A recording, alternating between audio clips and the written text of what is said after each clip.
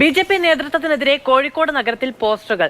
Save BJP എന്ന തലക്കെട്ടോടെയാണ് നഗരത്തിൽ പോസ്റ്ററുകൾ പ്രത്യക്ഷപ്പെട്ടത്. ബി.ജെ.പിയിൽ കുറുവാ സംഘമുണ്ട് എന്നാണ് പോസ്റ്ററിൽ കുറിച്ചിരിക്കുന്നത്. ബി.ജെ.പി പ്രവർത്തകരെത്തി പോസ്റ്റർ നീക്കം ചെയ്യുകയും ചെയ്തിട്ടുണ്ട്.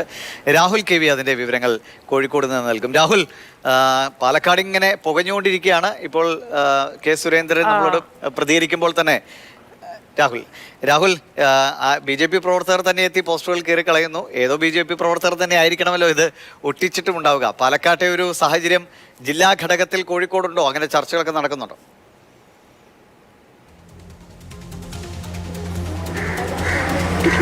ദിവിഷ, തീർച്ചയായും ബി.ജെ.പിയുടെ ഉള്ളു പുകയുക തന്നെയാണ്. അത് പാലക്കാട് മാത്രമല്ല, സംസ്ഥാനത്തുടനീളം അത് തന്നെയാണ് സ്ഥിതി. ഭിന്നത രൂക്ഷമാണ്.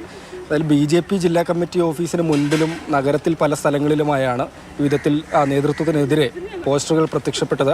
അതിൽ ഏറ്റവും രസകരമായ വരികൾ ബി.ജെ.പി സംസ്ഥാന അധ്യക്ഷൻ കെ സുരേന്ദ്രൻ, സംസ്ഥാന വൈസ് പ്രസിഡന്റ് പി രഘുനാഥ്, അതായത് പാലക്കാടെ ഈ തോൽവിക്കും സന്ദീപ് വാര്യരുടെ കൂടുമാറ്റത്തിനുമൊക്കെ കാരണമായി ആരോപണ നിഴലിൽ നിൽക്കുന്ന പി രഘുനാഥ്, വി മുരളീധരൻ എന്നിവർക്കെതിരെയാണ് വരികൾ. ഇവർ 3 പേരും കുറുവാ സംഘമാണ് ബി.ജെ.പിയിലെ എന്നാണ് പറയുന്നത്.